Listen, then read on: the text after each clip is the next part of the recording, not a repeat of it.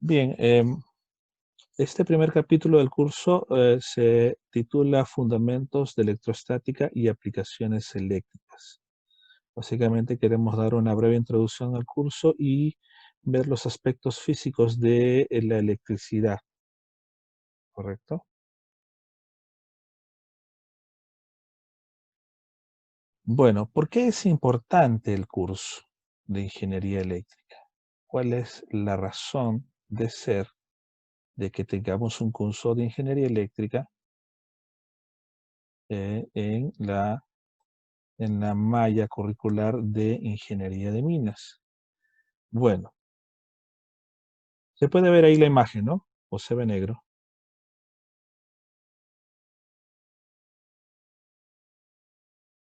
¿Se ve? Sí se Sí observa se ahí. observa, licenciado. Perfecto, gracias. La mayoría de los equipos en la industria, pues en las zonas industriales, incluida el sector minero, pues son de tipo eléctrico, ¿no? Y por tal razón, ¿no? Es vital conocer cómo funcionan, cuáles son sus costos en la operación, ¿no? Cuál es la forma segura, adecuada de operarlos, de conectarlos, ¿no? Y en lo posible, hacer que este tipo de conexiones trabajen eficientemente.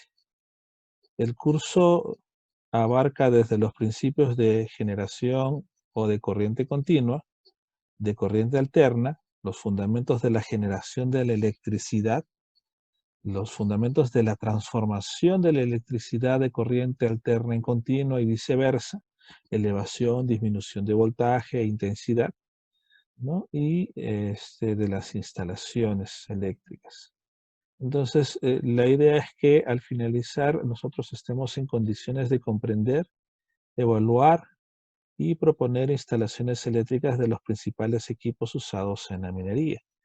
Es decir, como futuros ingenieros de minas, debemos estar al tanto de muchas materias, ¿no?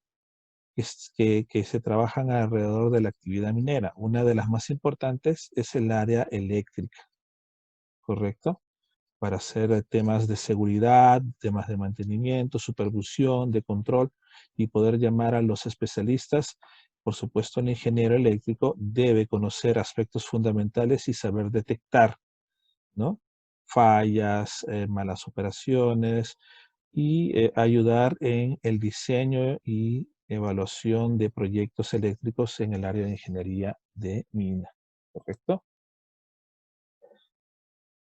Bien, desde el punto de vista físico, existen 4 fuerzas fundamentales en la naturaleza, ¿sí? Fuerzas gravitacionales o gravitatorias, fuerzas electromagnéticas, fuerza nuclear débil y fuerza nuclear fuerte. Las fuerzas gravitatorias o gravitacionales son las que causan el movimiento de la Luna alrededor de la Tierra y que se ejercen debido a la masa que tienen los cuerpos. Es decir, el hecho de que cada cuerpo tenga masa, materia, ¿sí? Esta materia hace que exista una fuerza de atracción entre estos dos cuerpos. Es decir, que digamos, un plumón que tengo aquí a la mano y otro plumón ejercen entre sí, perdón, fuerzas de atracción. Sí, es cierto. Quizás no se visualizan con claridad porque tenemos otro elemento muchísimo más grande o de mayor cantidad de masa que ejerce mayor fuerza y esa es la Tierra. Entonces, la Tierra nos atrae por lo mismo que tenemos masa, ¿sí? Se dice que es causada por gravitones. La otra, y esta, bueno, digamos, de estas 4 fuerzas, valdría decir que la fuerza gravitatoria es la más débil de todas, ¿no? Y varía con la distancia. A mayor distancia, esta fuerza va disminuyendo. El segundo gran tipo de fuerzas es la fuerza electromagnética.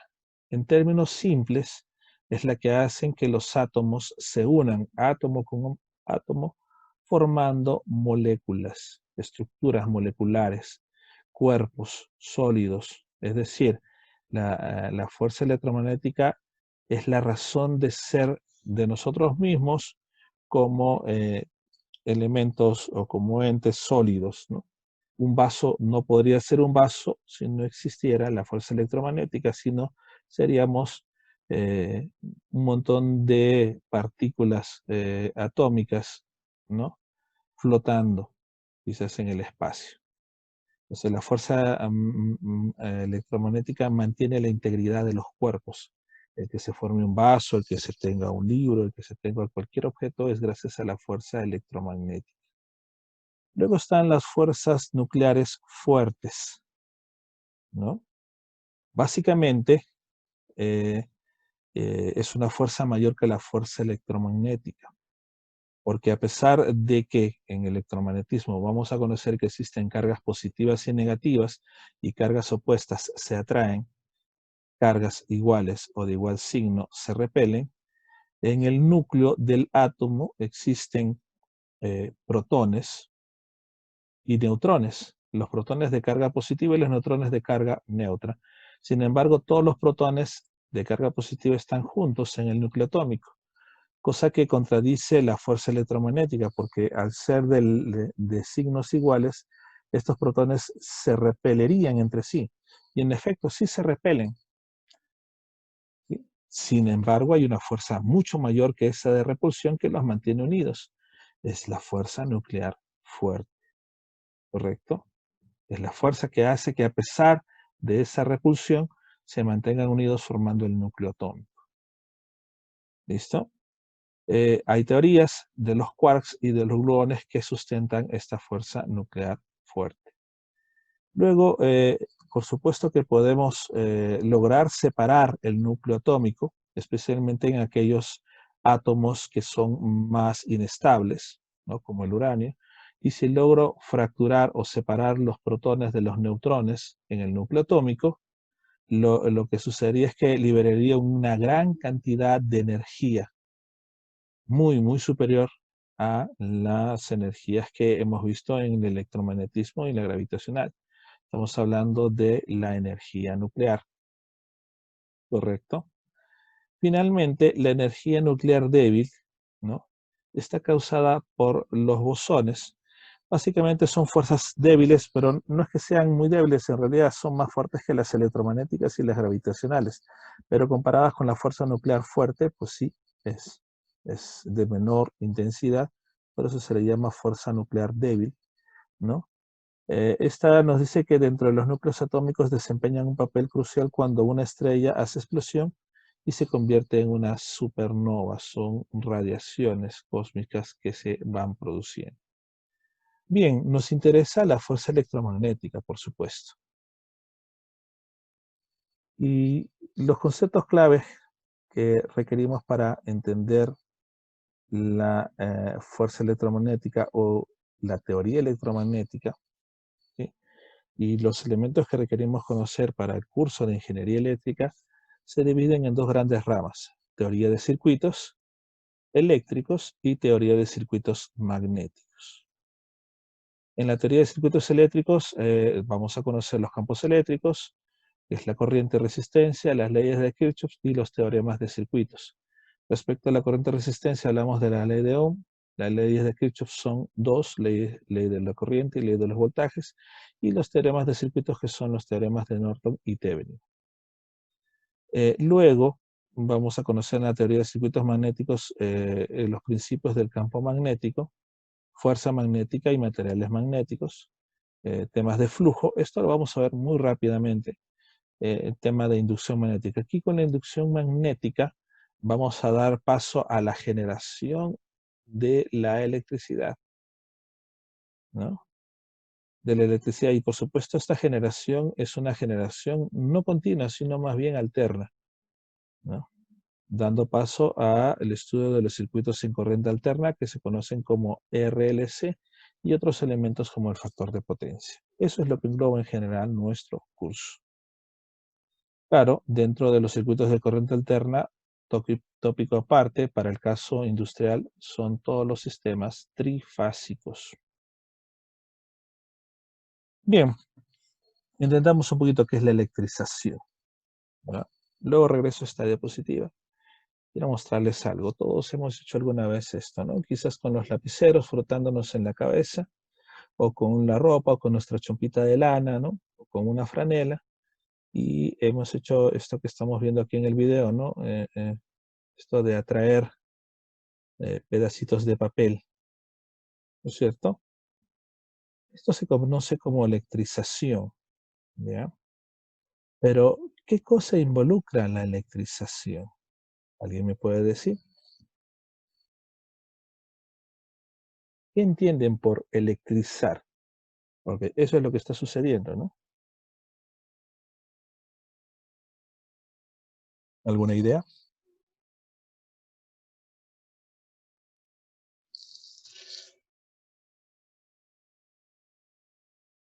¿Ninguna? Bueno, este tema de electrización, este concepto, este fenómeno, tiene que ver con esto que estamos viendo aquí, carga eléctrica, ¿ya? La carga eléctrica es una propiedad, ¿no? O estado de la materia que se manifiesta por las acciones de atracción o repulsión sobre otros cuerpos. Es decir, estas hojitas, estos pedacitos de papel se atraen, ¿no? A, a esta barrita de plástico, ¿no? Un tipo de plástico que ha sido frotado, ¿sí? Por acción de las cargas que ésta posee, ¿no? Es decir, primero esta barrita ha sido frotada y al frotar lo que hace es obtener carga eléctrica, ¿no? Y el obtener carga eléctrica tiene acción sobre otros cuerpos también cargados, como las hojitas de papel, ¿no es cierto? Puede generar atracción o repulsión, por supuesto. Esta fuerza de atracción o repulsión entre dos cuerpos se origina por la existencia de dos tipos de carga, una carga positiva y otra carga negativa. Los cuerpos con carga negativa los cuerpos con carga del mismo signo, lo que va a suceder es que se van a repeler y cuerpos de signos contrarios se van a atraer. Eso nos trae un poco al estudio de las partículas subatómicas, ¿no? Las principales, estamos hablando del electrón, el protón y el neutrón, ¿no? En un átomo, ¿sí? Entonces, el electrón, que tiene una masa de 9,11 por 10 a la menos 31 kilogramos, el protón, mucho más pequeño, de 1,7 por 10 a la menos 27, perdón, mucho más grande, ¿sí? Por el valor del exponente, ¿no? El electrón tiene una masa mucho más pequeña, o sea, de 27 a 31, 28, 29, 30, 31. Estamos hablando de 4 dígitos, estamos hablando de 10.000 veces, ¿no? 10.000 veces menor, ¿sí? Entonces, el protón y el neutrón, ¿sí? Tienen una masa mucho mayor que el electrón, alrededor de las 10.000 veces mayor, ¿correcta? Sin embargo, el neutrón, hablando de propiedades eléctricas, tiene una propiedad, una carga neutra o cero. El electrón y el protón aproximadamente tienen la misma carga, que es redondeada a un valor de 1,6 por 10 a la menos 19 coulombs. CS se mide en coulombs, es el valor en el Sistema Internacional de la Carga Eléctrica. ¿Sí? Se mide. Ahora, un coulomb, es una unidad grande, equivale a tener 6,24 por 10 a la 18 electrones, ya que la carga eléctrica tiene que ver con el valor de los electrones. Un coulomb tiene 6,24 por 10 a la 18 electrones, muchos electrones, por supuesto. Otras unidades están el stat-coulomb, ¿no? Menos conocidas, ¿no? Y aquí hay una conversión entre coulomb y stat-coulomb, ¿correcto? Entonces, un coulomb es 6,24 por 10 a la 18 electrones y la carga eléctrica de un electrón es 1,6 por 10 a la menos 19 como valor redondeado que vamos a trabajar. La del protón es equivalente a la misma carga, pero en signo positivo. Ahora, ¿cómo nosotros nos damos cuenta de la carga? ¿No? Lo que tenemos ahí en la imagen, en el video, es una botella que tiene una varilla de cobre y abajo suspendido tenemos dos laminillas muy delgadas de aluminio. Obviamente vamos a hacer un proceso de transferencia de carga. Repetimos el proceso similar al anterior, ¿no? Frotamos, aquí estamos frotando un tubo de vidrio, ¿sí? Con la lana, ¿no? ¿Sí? Y antes del proceso, ¿qué ha pasado? El vidrio obtenía carga, dice ahí en el video carga positiva. ¿Qué está pasando ahí? Cuando el vidrio se acerca al terminal, ¿sí? Y es tocado, transfiere su carga, que es carga positiva, ¿sí? Que es carga positiva, y por supuesto, esa carga positiva viaja hacia las láminas de aluminio, ¿no? Las láminas de aluminio, y digamos que ambas adquieren el signo positivo, cargas positivas, y por lo tanto se repelen entre sí. ¿Correcto?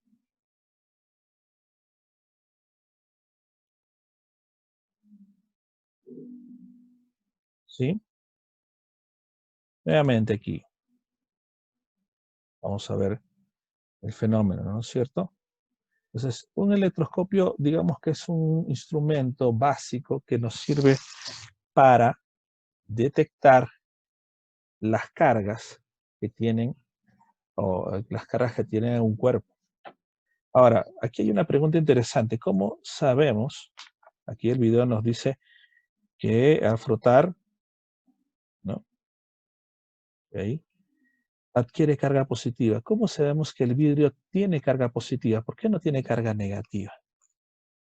¿Cómo sé? Hasta ahí esta parte me queda relativamente claro, ¿no?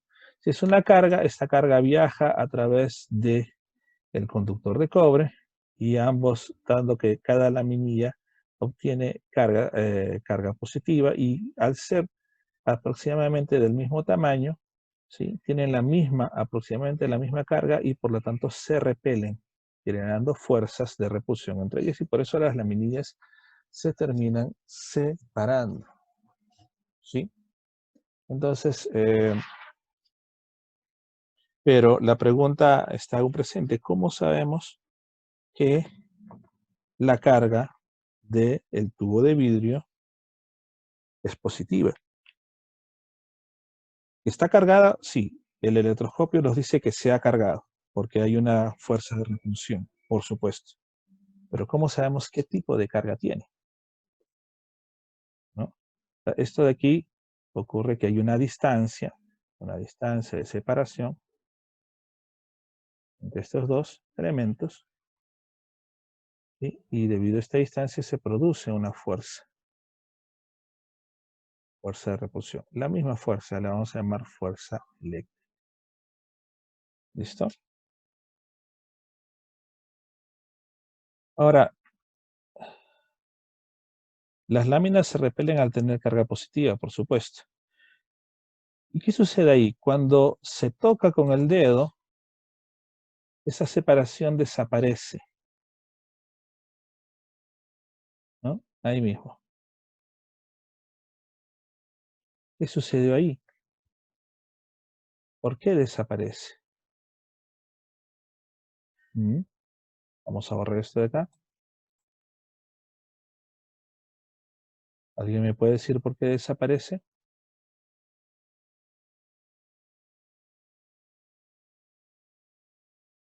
¿Mm?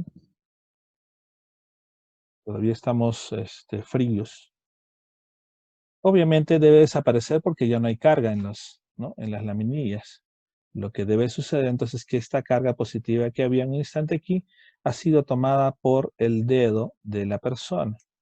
Ah, por acá hay la precesión. A ver, esperemos que esté ahí.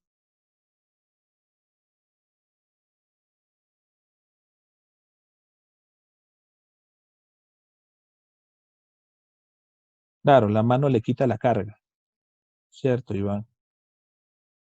La mano le quita la carga. Es decir, esa carga positiva que tenía, la mano se la ha extraído y por lo tanto regresa, ¿no? Luego se hace la prueba con un bolígrafo. El bolígrafo no es de vidrio, es de plástico. ¿no? Ahora, me dice el video que el bolígrafo tiene carga negativa. ¿Cómo es que sé que, bueno, carga puede tener, si se separan estas laminillas, tiene carga, por supuesto. Pero ¿cómo es que sé que tiene carga negativa? ¿Se vuelven a separar? Sí, obviamente, porque hay repulsión al tener los dos cargas negativas. Nuevamente, si se toca, se descarga. ¿Cómo saber? Aquí hay una pregunta importante, ¿no? ¿Cómo saber si esa carga es positiva o negativa? Y esto se conoce como el efecto triboeléctrico. Triboeléctrico. ¿Qué cosa es esto? Se ha determinado experimentalmente que ciertos materiales, al tener propiedades eléctricas, también tienen propiedades para ganar o perder electrones, porque aquí lo que está en juego son solamente electrones. No hablamos de protones porque los protones se encuentran en el núcleo atómico y estos no se pueden separar así tan simple, de una forma tan sencilla, a menos que sea por fusión nuclear, ¿no es cierto? Entonces, lo que se mueve aquí son electrones, ¿no? Cada elemento, un plástico, un vidrio, tiene la capacidad de retener, ¿no? O ceder electrones. Y esto lo mostramos en la siguiente tabla. Por ejemplo, si tomamos como ejemplo el vidrio tiene un valor triboeléctrico de 12 positivo. Quiere decir que el vidrio tiende, cuando se frota con un material, a ser positivo. Por supuesto, para que se frote, no puedo frotar vidrio con vidrio, porque simplemente entre los dos pelearían la misma cantidad de electrones y al final se quedan los dos con la misma carga original. El vidrio tiene que ser frotado con un elemento que quiera ceder electrones. El vidrio quiere ceder electrones y necesita un cuerpo que quiera ganarlos, ¿no es cierto? Por ejemplo, un cuerpo que quiera ganarlos es el ámbar, que es básicamente una resina natural, plástico, si quieren hablarlo así, tipo de plástico natural, que tiende, cuando se frota, a ser más negativo. ¿Qué quiere ser más negativo? A tener más electrones. Entonces, si el ámbar tiende a ganar electrones y el vidrio tiende a perderlos, por supuesto, ¿sí? Entonces, por frotación, uno cedería electrones y el otro gana. Por supuesto, puedo frotar vidrio con seda, aquí, vidrio con seda. Si bien la seda también quiere ceder electrones, el vidrio quiere ceder más electrones. Entonces, la idea es frotar elementos entre sí, entre los cuales uno quiera ceder electrones y otro quiera ganarlos. Esta es la tabla triboeléctrica. Por ejemplo, tenemos aquí una serie de elementos, generalmente son los plásticos, ¿no? De base plástica, tienden a cargarse negativamente cuando son frotados, ¿no? Y del otro lado tenemos los elementos derivados, más próximos al vidrio, ¿sí? Y otras variedades, como por ejemplo el nylon, la lana, el plomo, el cabello humano, que tienden a cargarse positivamente. Entonces, aquí podemos identificar cuando un cuerpo adquiere carga positiva o carga negativa. Por ejemplo, frotamos vidrio con algún tipo de lana. Bueno, los dos son positivos, sí, pero el vidrio va a ceder más electrones que los que quiera ceder la lana y por lo tanto la lana termina ganando los electrones, ¿no? Es como decir, yo te voy a regalar 12, pero yo te regalo 7, digamos canicas, ¿no? Yo te regalo 7 canicas, pero yo te regalo 2, entonces hay una diferencia, 8, 9, 10, 11, 12 de 5. De todas maneras, el vidrio va a terminar cediendo, ¿no? Cediendo 5 electrones, la lana se convertiría en negativa porque tiene 5 electrones, ¿no? Y el vidrio sería positivo porque le faltan 5 electrones. Estos números, ojo, no tiene que ver el número de electrones que ceden, sino es una proporcionalidad. Estoy dando un ejemplo, ¿no? En una proporcionalidad de 12, así es. ¿Correcto? Entonces, de esta forma puedo saber qué elemento gana o pierde electrones, o que se hace positivo o negativo. Ley de conservación de la carga, ¿sí? Esta creo que ya la conocemos porque es análogo a la ley de conservación eh, de la materia, ¿no? La materia no se crea ni se destruye, solo se transforma. La carga no se crea ni se destruye, solo se puede inducir de un cuerpo a otro, o sea, puede pasar de un cuerpo a otro o inducirse de un cuerpo a otro. ¿Cómo podemos electrizar un cuerpo? Existen tres formas generales de electrizar un cuerpo. Por fricción, como ya lo hemos visto, al frotar elementos, uno gana y el otro pierde electrones. Por ejemplo, cuando un niño baja por uno de estos toboganes que son de un tipo de resina o fibra de vidrio, ¿sí? Entonces tiende a cargarse, mientras el tobogán tiende a cargarse negativamente, el niño y por lo tanto sus partes más delgadas como el pelo tiende a cargarse positivamente, ¿no? Ocurre este proceso de fricción, carga por fricción o frotación. Carga por contacto directo, por supuesto, si tocamos un cuerpo que está cargado, nos va a transmitir su carga. Y carga por inducción, básicamente cuando acercamos un cuerpo cargado a un cuerpo que originalmente no lo estaba, digamos que la esfera originalmente no estaba cargada, es decir, cuando decimos que no tiene carga, es lo mismo que decir que su carga es neutra, es decir, tiene igual cantidad de electrones que de protones, así que al sumar el valor total de la carga es neutro, ¿sí?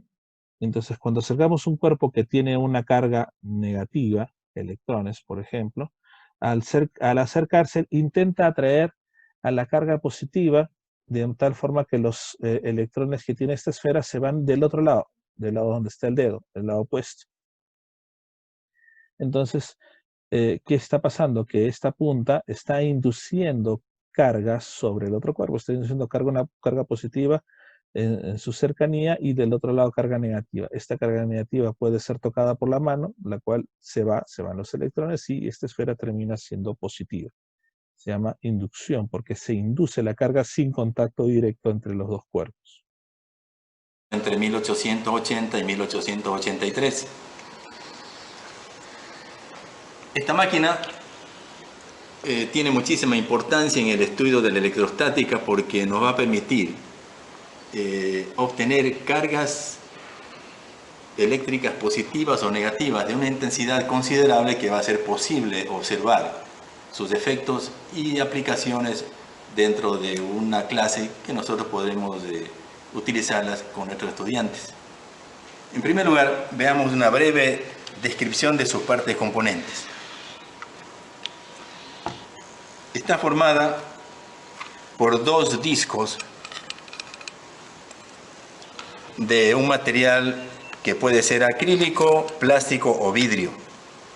Y en su superficie tiene pegado o adherido unas láminas metálicas que son de aluminio.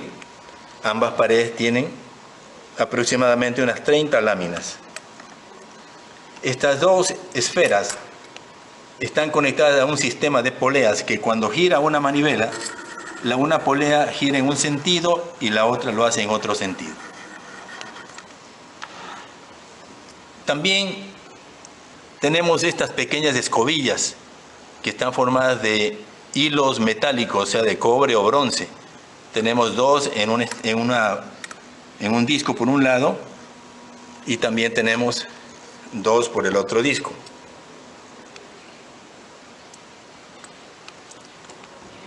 Otro componente es este arco metálico que tiene adherido aquí estas escobillas que son también de bronce y que no están topando las paredes de los discos de acrílico, a diferencia de las anteriores escobillas que sí están rozando las paredes.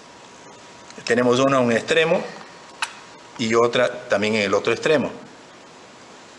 Y saliendo de estas escobillas que se llaman colectores, tenemos dos varillas metálicas que vienen y terminan en estos extremos que se llaman las puntas o barras de descarga. Estas puntas o barras de descarga van conectadas a estos dos tarros o vasos llamados vasos de Leyden, que funcionan a manera de capacitores porque allí en su interior se van a almacenar cargas eléctricas. Lo más importante de esta máquina es mencionar que el fundamento científico para su funcionamiento es el efecto triboeléctrico.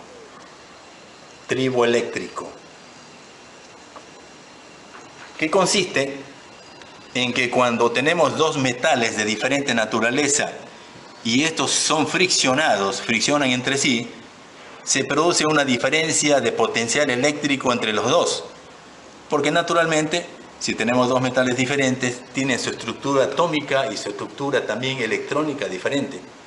Y uno de los dos tiene capacidad de desprender o ceder electrones. Y cuando este metal desprende electrones, queda con disminución de cargas negativas y adquiere polaridad positiva. Y el otro metal adquiere la polaridad negativa por haber ganado electrones. Este principio se aplica en la máquina de Windsorst. El principio efecto triboeléctrico por fricción de dos metales. ¿Dónde tenemos esa fricción de dos metales? Justamente aquí. Este es un metal. La escobilla o pincel de cobre o bronce y la otra placa de aluminio. Cuando gira la máquina, se produce la fricción entre ellas. Y esa fricción va a producir una inducción o va a permitir que haya una creación de cargas eléctricas que van a salir de un metal y van a ser colectados por estas escobillas que están a los costados. Y esas cargas van a viajar por este conductor y se almacenarán en los jarros de Leyden. Cuando el jarro de Leyden almacene suficientes cargas, en este caso un jarro será negativo y otro jarro será positivo, cuando estas cargas sean excesivas, la máquina va a buscar equilibrar o descargar esas cargas y se va a producir aquí en las bolas de descarga o barra de descarga una chispa eléctrica. Con esta explicación veamos nosotros cómo funciona la máquina de Windsorst.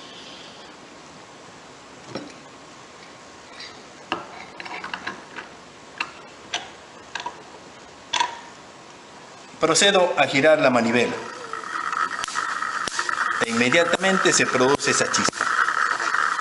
Una chispa que es la manifestación de que en uno de los jarros se ha creado la presencia o almacenamiento de grandes cantidades de electrones y que al no soportar esa cantidad excesiva de electrones las desaloja y va al otro vaso de Leyden que tiene características negativas. En el interior de la jarra de Leyden hay una cantidad de papel de aluminio, que es justamente el elemento que en este caso se carga para adquirir polaridad negativa, y en el otro caso pierde electrones y adquiere polaridad positiva.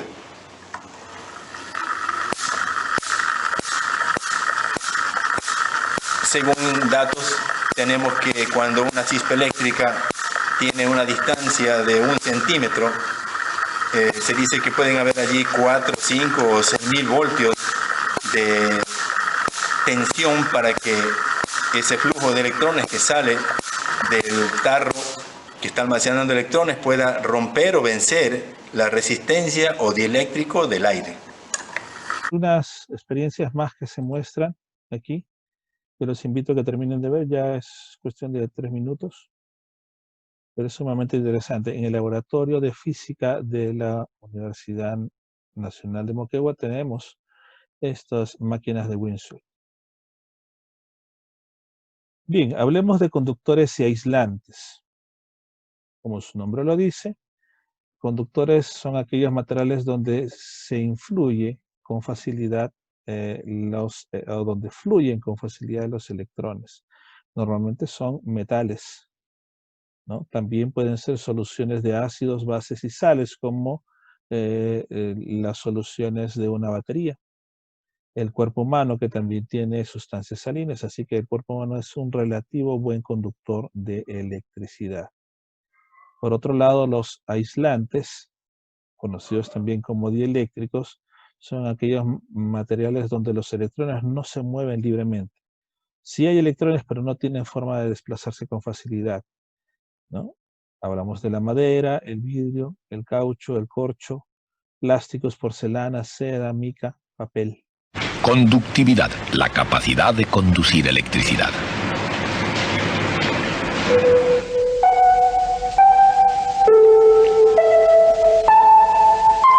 En un aislante, la carga eléctrica permanece donde está.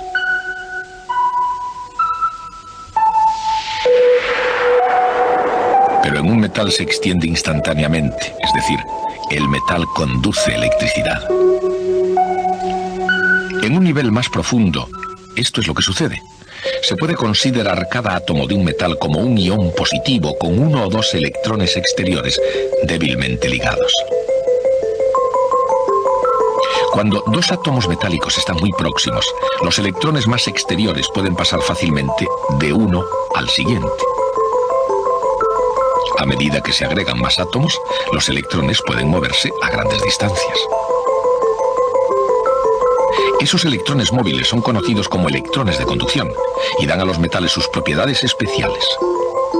De esa manera, todos los metales son conductores eléctricos, porque todo metal es como una molécula gigante en la que un número de electrones están compartidos por igual entre todos los átomos.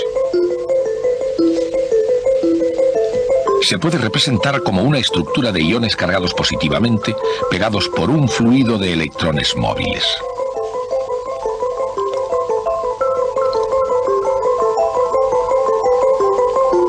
Si se coloca una carga positiva cerca de un metal, atraerá a los electrones móviles cargados negativamente hacia sí, haciéndolos acumularse en la superficie más cercana.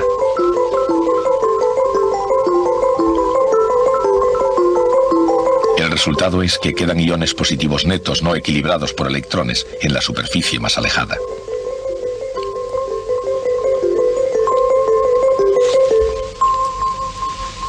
Cuanto más se acerca una carga eléctrica a un metal, mayor será la carga de signo contrario que se formará en la superficie cercana, y mayor será la carga del mismo signo que quedará en el resto de la superficie. Si se acerca una carga positiva a un metal, la carga negativa se precipitará hacia ella, y la carga positiva se queda detrás en el otro lado. Entonces, si el metal es puesto a tierra momentáneamente, la carga fluye entre el metal y la tierra, dejando al metal cargado negativamente cuando se interrumpe el contacto. Pero si cargo el soporte, notarán una reacción increíble. Ese principio recibe el nombre de carga por inducción. Y puede parecer pura magia a un auditorio que no se dé cuenta de que existen cargas eléctricas atrapadas dentro de la lámina de plástico. Ese es el motivo por el que la placa de metal parece haber sido cargada con solo tocarla. El truco está en que al tocar la placa, la conecta momentáneamente a tierra y por eso la deja eléctricamente cargada. Muy bien. La electrónica en menos de un siglo.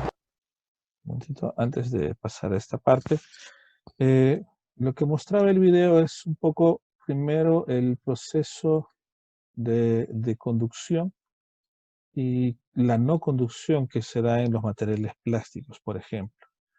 Aparte de materiales conductores y aislantes, se conocen semiconductores y superconductores, que son casos distintos a los anteriormente mencionados.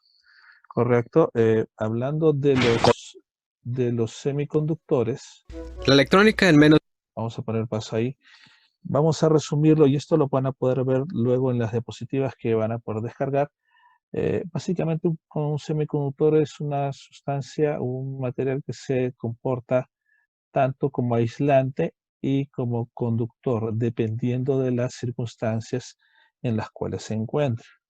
Por ejemplo, muchos de estos elementos semiconductores están hechos de silicio, carbón y otros materiales.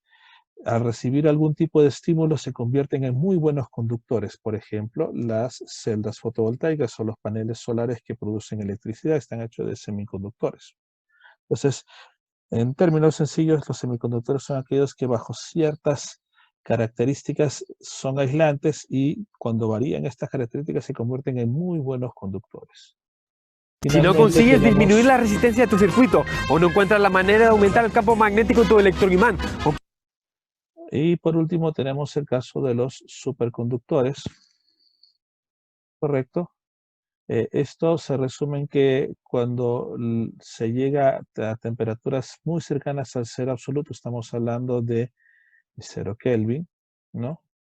Ya no hay resistencia al flujo de electrones. Entonces, cuando se baja la temperatura, muchos de estos elementos se comportan como excelentes conductores de electricidad. ¿Sí? Les dejo luego para que puedan ver el video. ¿Sí? Los revisan.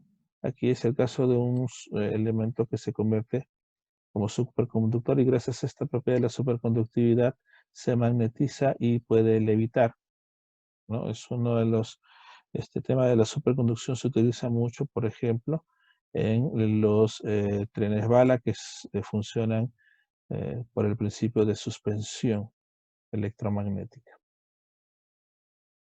Bien, y quiero terminar ya induciéndoles a la clase del día jueves, que es la ley de Coulomb, ¿no? Esta fórmula que vemos aquí es la fuerza eléctrica, ¿no? La fuerza eléctrica entre dos cuerpos cargados o dos cargas. ¿El grafeno puede ser un superconductor? Sí, en teoría, cualquier material que pueda alcanzarse su temperatura cerca del cero absoluto, la resistencia, la conducción se elimina, ¿ya? Pero en general, quienes tienen mayor, o sea, ojo, que llegar al cero absoluto no es nada fácil.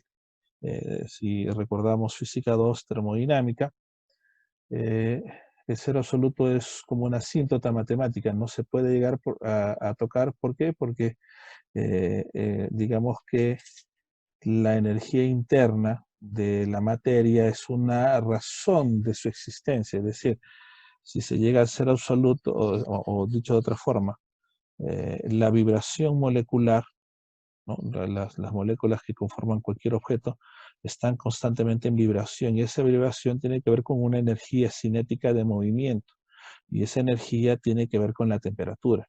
Así que si se baja la temperatura del cuerpo, su energía cinética, el movimiento, esa vibración molecular va disminuyendo.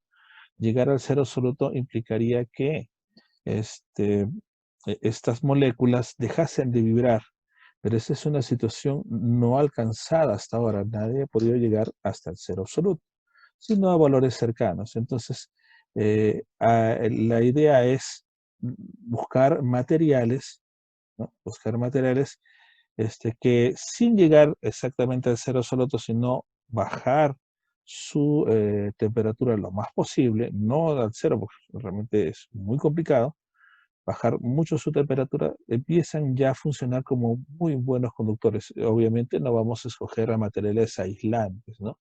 Tendríamos que bajar muchísimo su temperatura, sino vamos a escoger a materiales que sean relativamente buenos conductores y que al bajarse la temperatura funcione tanto mejor su conductividad. Bien, vamos a detenernos ahí en la clase de hoy. Vamos a continuar el día jueves. Estamos ya a un minuto de terminar la clase. Yo voy a agregarlos a ustedes al aula de Teams, de Microsoft Teams, para que puedan acceder a este material, ¿no? Y a las diapositivas de la clase. ¿Sí? Bueno, haciendo recuerdos siempre, a partir de la próxima clase ya hacemos algún primer control sobre todo lo que estamos tratando el día de hoy, con preguntas muy simples, básicamente para marcar. ¿Listo, jóvenes? Entonces,